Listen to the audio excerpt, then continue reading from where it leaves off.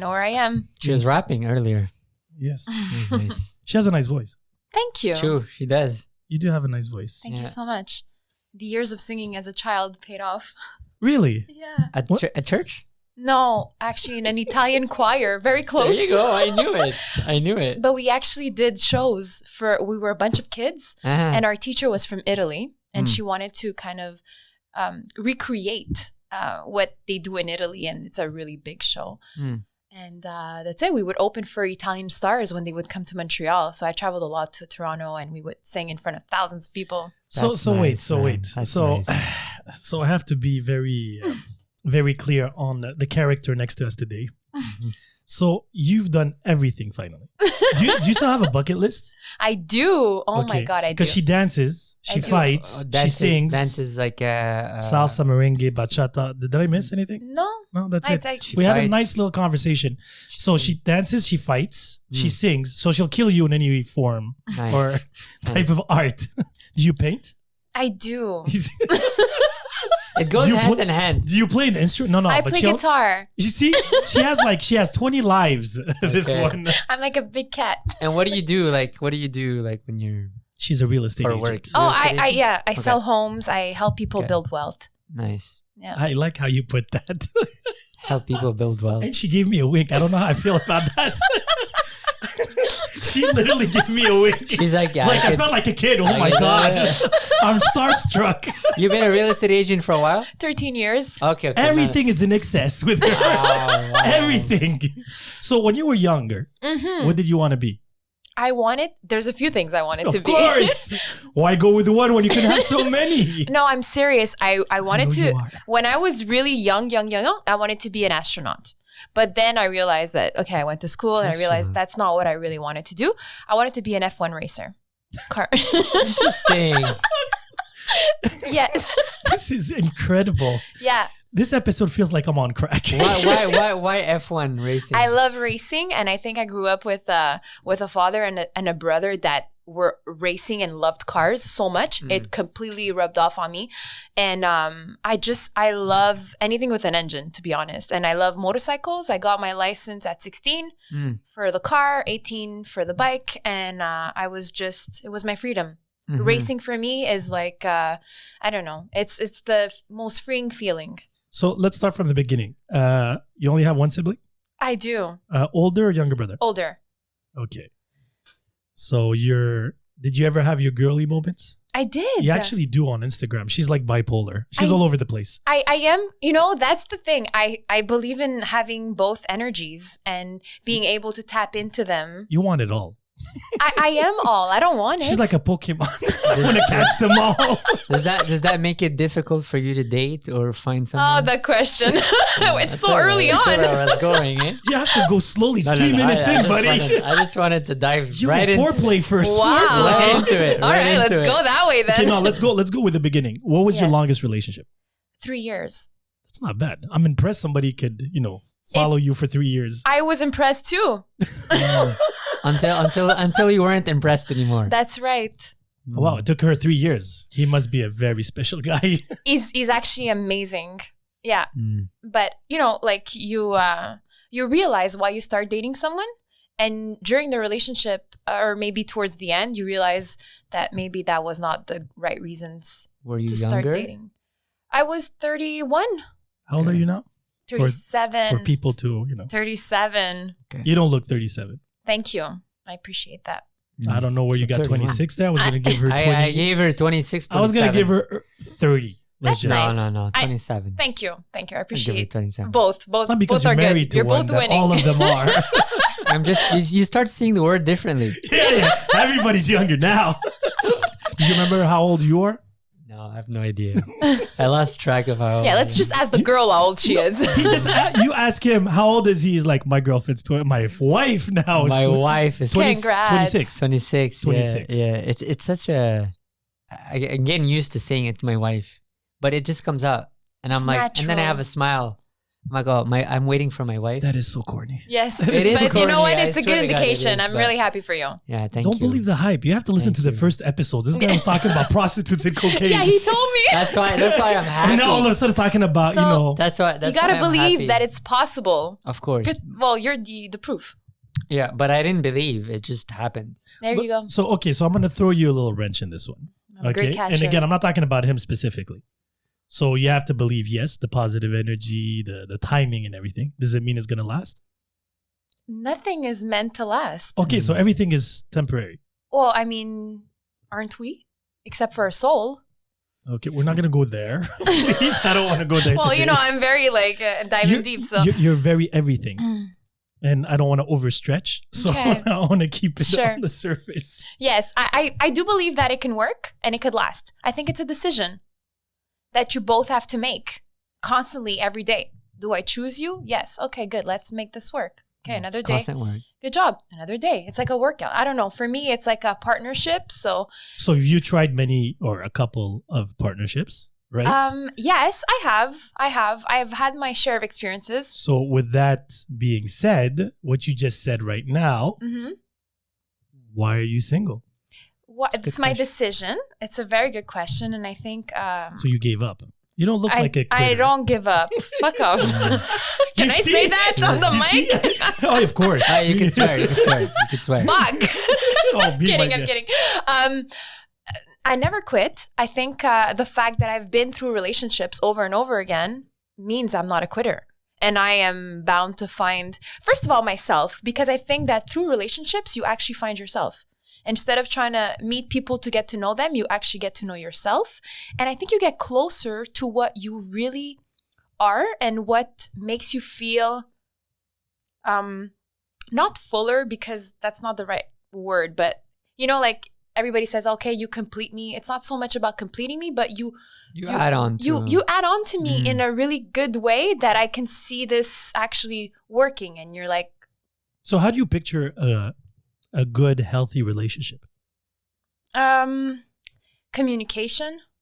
Like, I think communication, and it's like really trying to listen to the person and being able to put your egos aside. Yeah, that's really hard. Yeah, it is. I think so. I think that was for me, even as a woman, and I know men have bigger egos, but Excuse me? Oh, there's some Yeah, women. let's throw that one in. yeah. There's some. I've met some women that have Big, bigger yeah, egos, they do. I was generalizing, but it's true. Putting your ego aside for the greater good, it really teaches you something.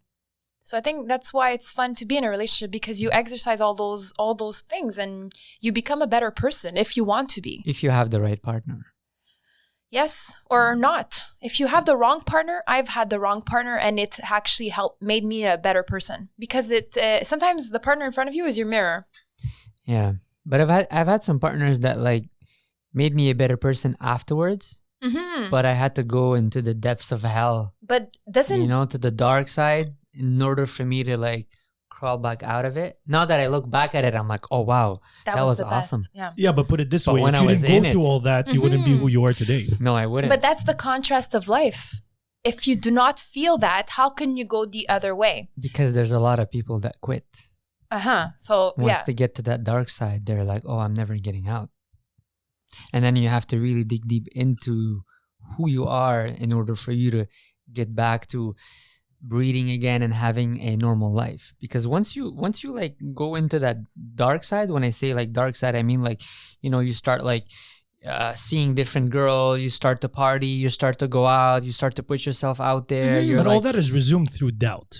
You're Yeah. doubting yourself. You're rediscovering yourself. You're putting yourself to certain hardships correct. just to figure out who you truly are. Mhm. A lot of people could claim that they could do this, do that, be happy, alone, or whatever. And then eventually reality, that reflection comes and slaps you in the face. Mhm. Yeah.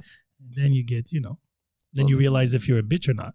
Sorry if I said that. No, it's okay. Well, but some people don't even get out of it. They stay in that loophole. They enjoy the misery. Yeah. I think you get emotionally emotionally into patterns, and those patterns, you get, you get kind of like sucked in, and you're addicted to that pattern, whether it's good for you or not. That's not the case. It doesn't matter. It's just an addiction to that pattern that's an emotional one.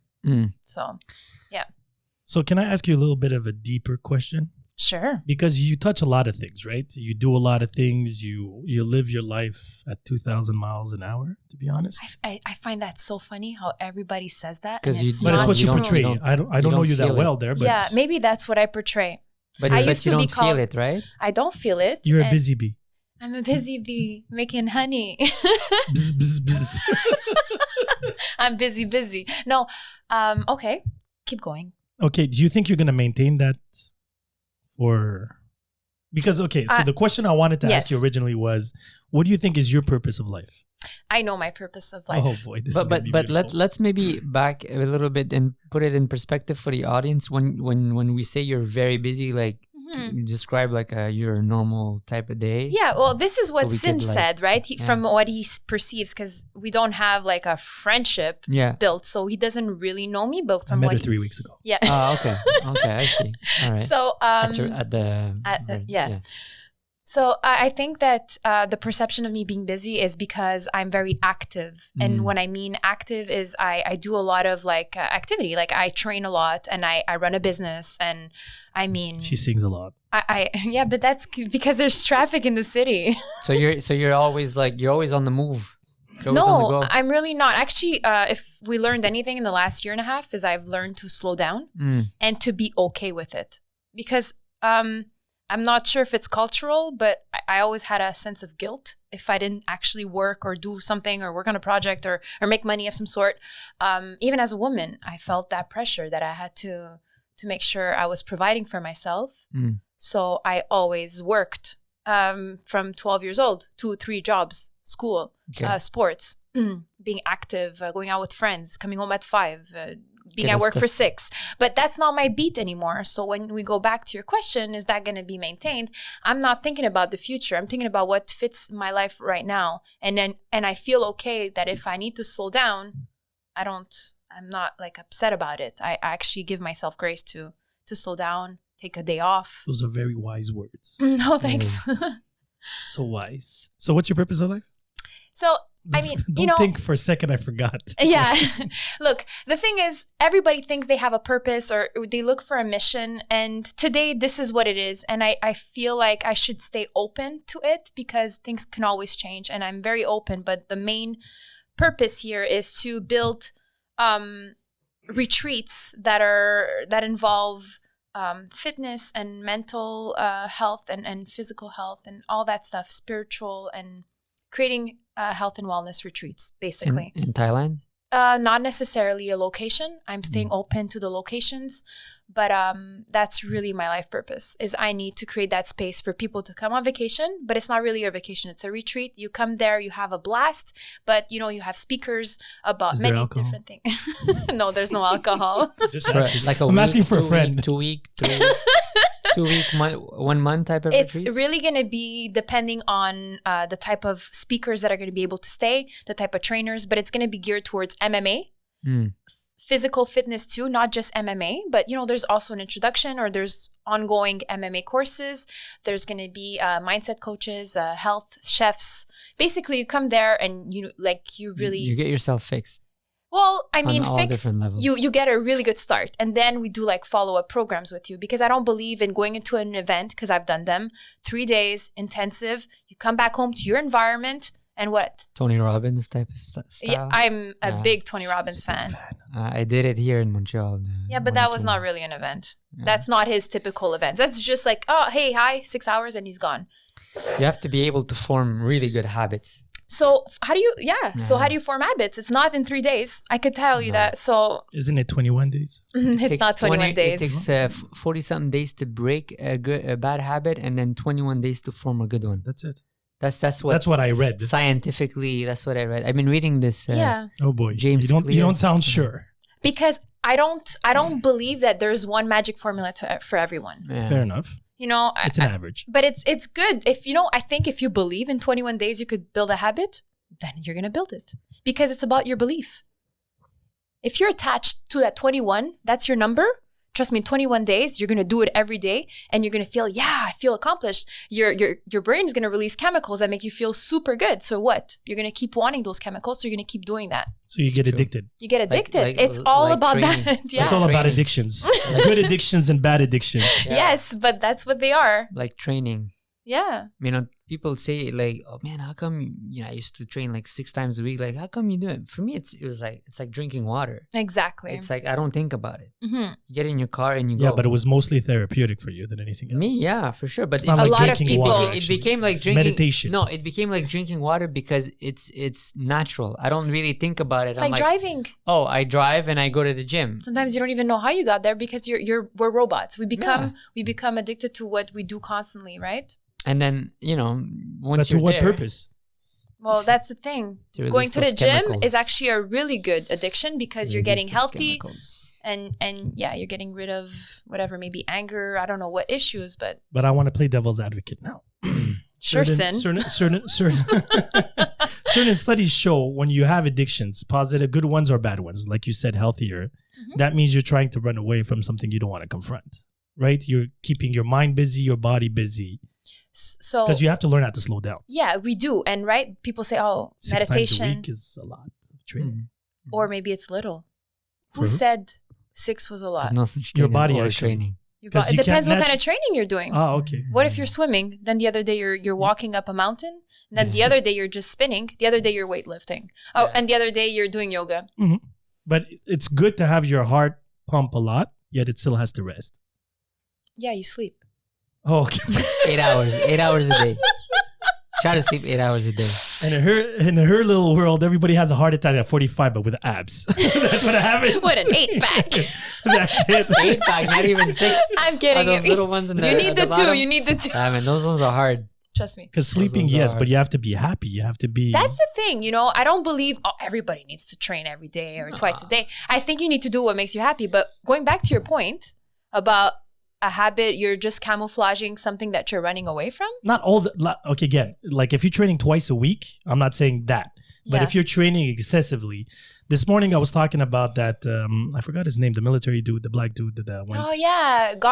David Goggins. That's it. He was doing like a triathlon like every day. Triathlon, yeah. I'm like, that's not healthy in any way or form. Shape or form. But he is who he is because maybe he went through maybe very dark days that are maybe not human either. So fair enough. There's always that contrast that makes you understand, oh my God, this person's really out of this world. Maybe what they went through was really out of this world as well. Fair enough. But I do believe that. And let's say we do meditation. We don't go training. We're not running away from, we're not mental doing health. any habits, and we're just doing meditation. And you do meditation every day. Is that an addiction? No, it's not. Because it's like sleeping. Meditation is associated to sleeping and But rest. some people get addicted to meditating because it makes them feel good. What are you running away from then? What do you mean? No. Wait 1 second. Meditation is a form of sleeping in a way where you actually put back thoughts, fears, doubts, questions back into place, right? Your brain, the way it works, short-term memory, long-term memory, right? Mm-hmm. So you're going through a lot of things in your day. That's why you need to rest. Because when you sleep, your body's still working. Mm-hmm. But your mind is doing some cleanup. Meditation is actually an easier way of doing some cleanup because you're focused on one point while the rest of your brain is pretty much putting everything back to place. Yes, right? It gives you that space. That's it. When you're training, your heart is pumping. Mm-hmm. So automatically it's a different type of ball game here. Compared to meditation, your heart is at its calmest. Mm-hmm. That's why. Now, when you do physical, it's good because, feeling alive is ups and downs, right? Mm-hmm. So it makes sense. But when you're always trying to be up and down, some people claim when you do it in excess, right, is because you're trying not to, because when you train, you don't think, right? It becomes second nature. Like you said, robots. Mm-hmm. Because of that, overthinkers can't overthink because they have to focus, right? Reflexes, muscle memory, whatever. Agreed. Because of that, there are certain studies that are like too much training is not healthy neither. No. Not for the physical, but yet for the mental, actually, because you're not taking time to take in whatever you're living, right? Yeah. There's happiness, the sadness, and stuff like that. If you're doing a triathlon every day for I don't know how long, your body's going to tell you to fuck off. I think something will. His calves gave up at some point. No, at one point his knee, he injected a thing. The thing is, it's like everything else. you can't do that every day. You can't do it in excess. You can't abuse life and you can't abuse your body. You have to find a balance.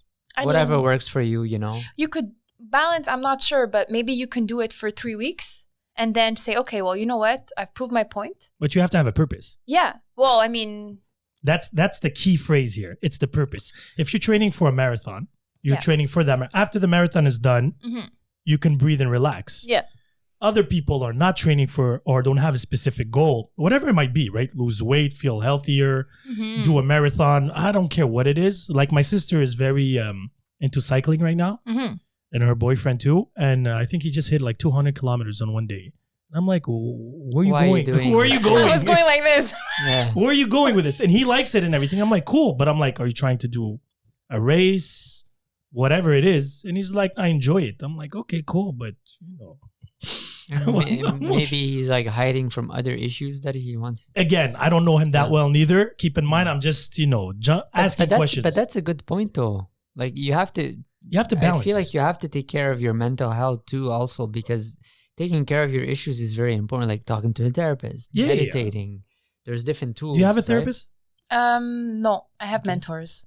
I've had therapists. I've consulted different types of different therapies to understand how the brain works, first of all, and why. It wasn't for you?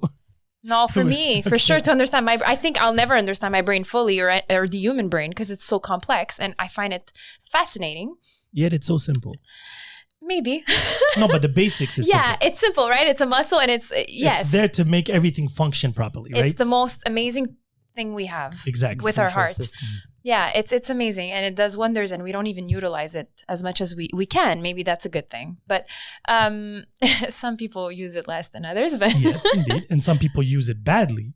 Mm-hmm. And some people, it is what it is. It is what it is. As long as you're happy, because at the end of the day, it's pursuit of happiness, right? As long as your happiness does not cost other people's happiness, do you, boo-boo. Yeah. At the end of the day. I think if you can do you, that's the best thing. And don't put your, the key to your happiness in someone else's hands. That's, Definitely. So, I mean, if you're waiting for someone else, like in the past relationship that says, no, but you make me happy. But you should be happy on your own as well. And when you're with me, you should be happier because... Isn't that Will Smith that said that? You're responsible on your happiness and I'm responsible on mine. And we complement each other. Yeah. And I realized that I've had a few relationships like that. And I take responsibility for it because I had a tendency to see someone that needed help. And you go for them. And I wanted to feel... the heroes. Yes, I'm like Wonder Woman. Yes. Mr. Save a Bitch right here. Save a bitch right here. Right here. That's hilarious. I've never heard it. Save a bitch right here. Captain Save a Bitch, sorry. Amazing. No, I'll get you the C on your t-shirt. Word of captain. Captain Save a Bitch right here. So you go in and you're like all excited for them. I'm going to help you change your life. You're going to do this, you're going to do that. And then you're like, okay. But why do you think you have that complex now? Oh, okay. Because somebody didn't help you when you were younger? I'm not sure. I just know that it comes from wanting to feel important, comes from wanting to feel loved. Because if you help someone, they're going to love you, right? Recognition. So recognition, that's what you think. But it's wrong. Like you should do it out of love, not out of wanting something in return. Yeah. So when you have traumas as a child or you grew up with maybe it's always related to our parents or the way we were raised or whatever. Freud. Yes. So, I mean, if you feel like you were unloved or you were not cared for or someone abandoned you or I don't know all the stories out there, but I'm just saying the one from me, I relate to that. Yeah, and I know that that's something I've been doing. It was a pattern. And I say it in the past because I understood it. Took me a while to stop doing it because you could understand something that you're doing, but still do it. Of course. Yes, of course. 100%. You know what the problem is. And I'm like, no, I know what my problem is, but I'm like, but why did I just do it again? Because you're just, that's what you're used to. Your programs were computers, right? So you need to, it's true. We're computers with feelings. Yes, with feelings, with a heart. Yeah. It sounds like a Wall-E too. Wall-E. Some of us don't. I got the image in my head. So are you out of that vicious circle? I am. And I'm able to set my standards and I maybe am able to recognize, okay, but why, or let's say I'm in the relationship and I'm able to speak about it. I'm not embarrassed, or I don't shy away from speaking about how I was. Before I was really embarrassed because I was still in it. And I was like, no, I can't say I'm like that. They're not going to be with me. But now it's like, listen, this is what I've been through. This is who I am. But you know what? Take it or leave it. But this is who I've become because of it. So I'm really happy and I'm proud. But I want someone that I can choose every day. You know, like if it's going to have to be a relationship, a committed relationship, yeah, you want someone that you can speak to about these things and you're not being judged. Yeah. First of all, you're not being judged, because I would never judge. But we judge automatically as humans. That's another topic. But I wouldn't judge you. I would try to understand but you. Your first mistake is thinking that because you're not doing it, other people won't. Now, if people are going to judge, is okay, but they have to deal with their judgment. Again, in the sense that if I'm going to judge him for his past, and it's going to actually affect... You better be perfect. No, not necessarily. Of course not. It's like a soccer critic. He doesn't need to be the best player in soccer to criticize the soccer player. Ronaldo or Messi is getting criticized every day, yet nobody reaches their knees. Or like, right? That's true. But the thing is, you have to assume it in the sense that he has, let's just say, a very fucked up past. I can judge him for it, yet it shouldn't influence how you treat him. How I treat him. Because I know the basics. The thing is, everybody has stuff that they're not proud of, mistakes. I am the accumulation of all the fucked up shit I've done. Today, where I'm at today specifically, I am the result of that. Exactly. Now, if you're going to judge me from my past, judge me for the present. But I'm going to tell you my past. This is how I got here, right? People focus a lot on where you're at, yet don't focus on the journey. Yes. I had this conversation with my son yesterday, actually. And I was like, perception and the path is very important. I'm like, if you take two people, two billionaires, right? One that worked super hard, he is a billionaire, and one his father gave him $1 billion. They're both billionaires, right? But one had a different journey. The character. Again, when you look on paper, they're both billionaires. So they're equal, right? When it comes to the finances. Yes. Now, what they bring to the table with that billion is different. Now, you can judge him, right? Oh, his parents abandoned him or whatever. Sad story there's always those crazy stories, right? We love those happy ending Disney-esque stories because they're like, look, they've been through all that shit and they're here. I think it gives us hope as humans. Hope for what? That even if you have a problem in your life or you didn't have it easy, you could still make it. You look at that person on stage speaking about something, they're like, wow, okay, I relate to you. People relate to stories. If you add it easy, you have no one that's going to relate to you.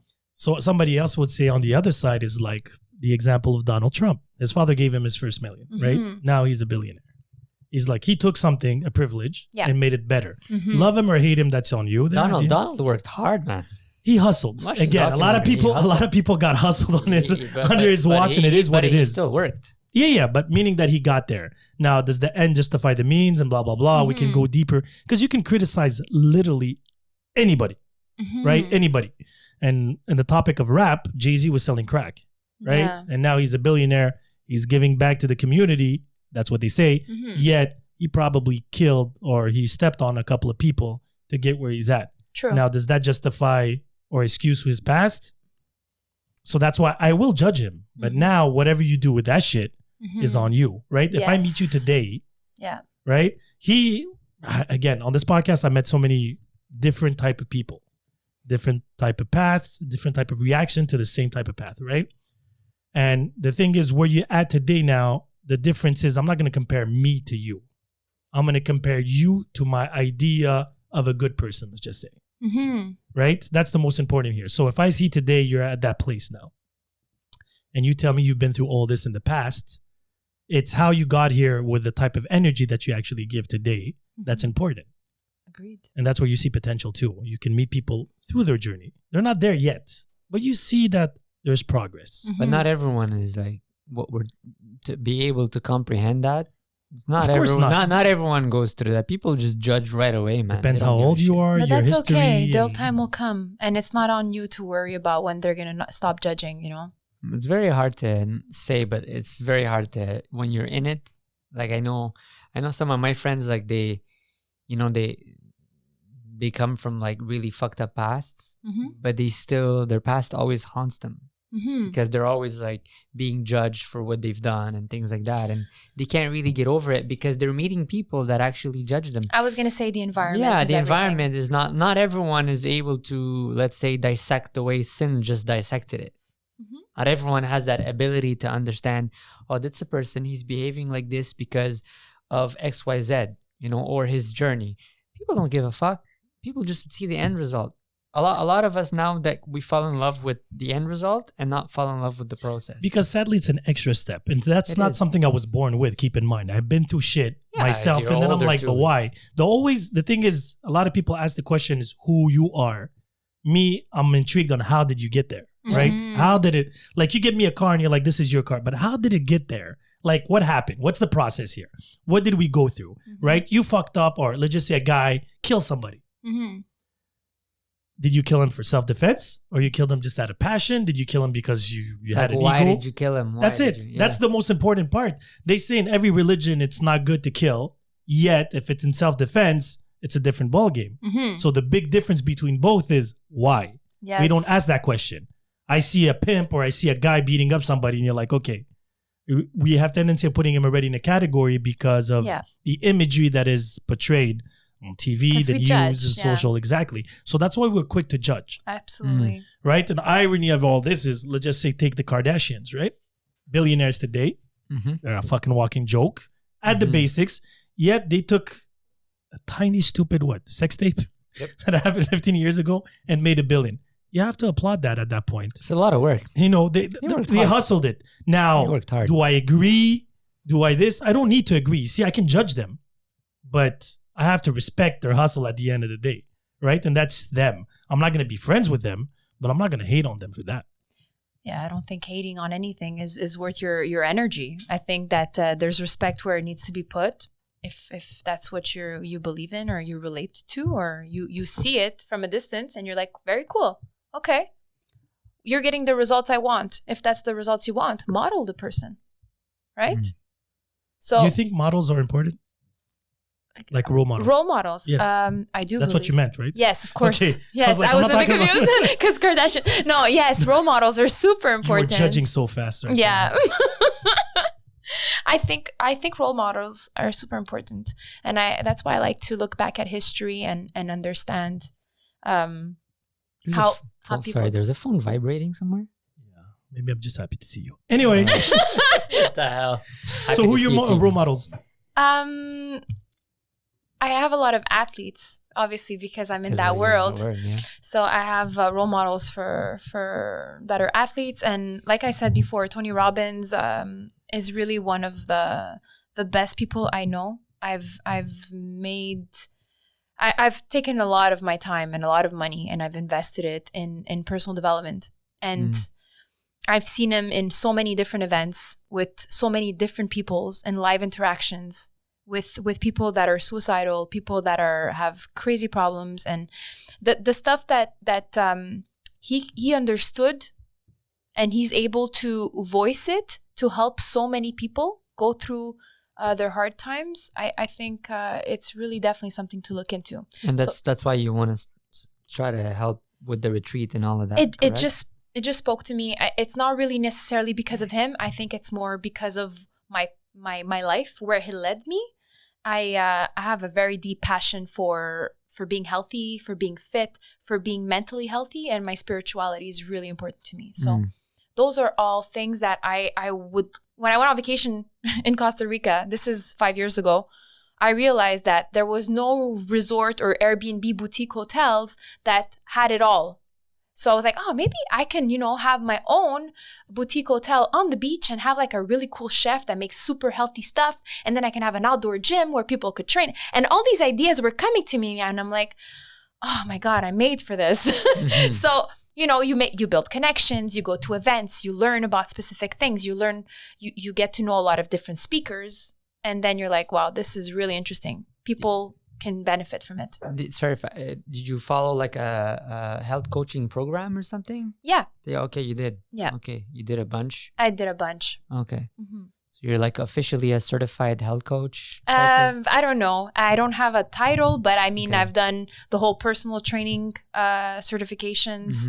I've done a bunch of Reiki certifications, which is energy healing. Oh, I need to try that, by the way.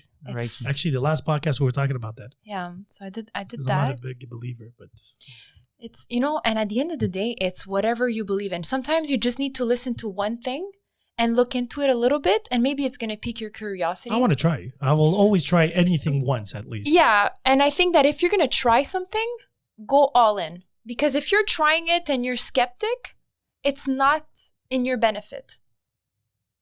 Okay, I could get that. But again, I'm skeptic. So you're skeptic about everything? Yes. Okay. Until you try it. Yeah, of course. Yeah. Like, again, I will always try something once. Like, I'm a very open-minded person. But I have it's like astrology and shit like that. Yeah, I remember that post. You see? And people make fun of me because I have a lot of people that are extremely spiritual. And I understand and I respect that 1,000,000%. It's really not my cup of tea. Astrology? No, astrology, the whole, what is it, Mercury retrograde bullshit. I don't know what that is. Crystals, the burning trees. That's how I call it. Burning sage. Okay. Here, take that crystal in your palm. It's going to protect you. And I respect people because, again, it's like religion, right? Yeah. You don't need to believe in whatever they're believing, but you have to understand why they're believing in it. Some people need it. The why is very important. Exactly. Again. And there was a philosopher that said, if God did not exist, humans needed to create him anyway. Of course. So at the end of the day, wherever on which side you fall, it's okay. As long as you respect each other and it does not impose it on your world or you on them. You're not imposing it on them. Exactly. Yeah. Exactly. Somebody wants to believe in moon retro. Because the thing is, I believe in the science of the energy, but not to the degree where everybody now is obsessed with it. Right? It's a trend, though. I do.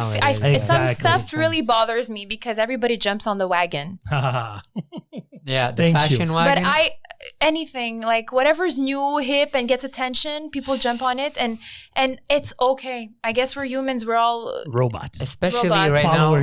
Right now, I'm seeing it more and more in the food industry, the restaurant business. Fuck, how many fried chicken joints are we gonna have, or burger fucking joints are we gonna have in the city? No, but that's a business point of view. I would go more for the vegetarian, vegan, and again, I'm vegetarian. The vegan. No, but this is the vegan is exaggerated. But guys, this is like I hate that word. The poke bowls. We had the poke bowls. Now it's fried chicken. But we have to understand that it's trends, and if you're a businessman, you do it, right? They had it in fashion and food. But for someone that wants to build something that is going to last for 35, 100 years, but don't you know that today nothing lasts for that long? I know, but look at the clubs in Montreal. It's not the same life. I know. And that's the thing. We need to adapt. I would like to adapt, but at the same time, I would like to keep, let's say, whatever we've built with my family. I'd like to see it. You're emotionally attached. Yes, that's the problem. And not just that. And I've been to a lot of really good restaurants and a lot of restaurant owners that are not businessmen. They're restaurant people, and they make these classic dishes they have on their menu. And they're like, listen, man, those are classics from the 1920s. This is French cuisine from the 1940s. And they're so passionate. And I see them on the weekend. I went to visit one of my friends. And he was like, yo, those dishes, like, I have this guy that comes with his fucking hat back, with his tattoos. And he's like, you can have a seat for two. And he's like, no, you can't. We're full. He's like, yeah, but the table's, Yeah, but that's not good. He's like, man, no, it's full. He's judging too much. We're full. He's judging. But I have to understand him, and what he was telling me is like, yo, in the restaurant business that I'm seeing now, all those big institutions that are in Montreal, they're fading away. And then you have all these pop-up shops. They're fried chicken. Sadly, the thing is, the issue here is it's like an athlete. You could be the best athlete out there, but not all of them make it. But it's sad because one bad fight, one bad game, and all of a sudden it's dead. So what? He's going to be mad at the world because he was supposed to be great? But I understand what he's saying, because it's sad to see all those big institutions disappearing slowly. Or they did their time. And you could see it the other way, because to be sad about things doesn't serve you. So maybe you have to roll up your sleeves. No, but at some point, as a business owner, you need to make a decision. Yeah, you have to revamp or just be who you be. And that's the beauty of life. You will never stay the same throughout all the years. You don't. Change is inevitable. Yeah, for sure. Progress is not. Not everybody progresses, but everybody changes. So that's where you need to... Nobody stays still. It's or progress or degress, right? So you're going one way or the other. And well, again, the moment you stay still, you're dying. You're dead. Yeah. You're dead. Right? You're dead, literally dead. And the thing is, restaurants and any type of business, no matter what, there's cycles, right? There's trends. Of course. Now it's healthy and stuff like that, so people adapt. McDonald's is selling fucking salads. Remember the 90s? We were all shocked. That's it.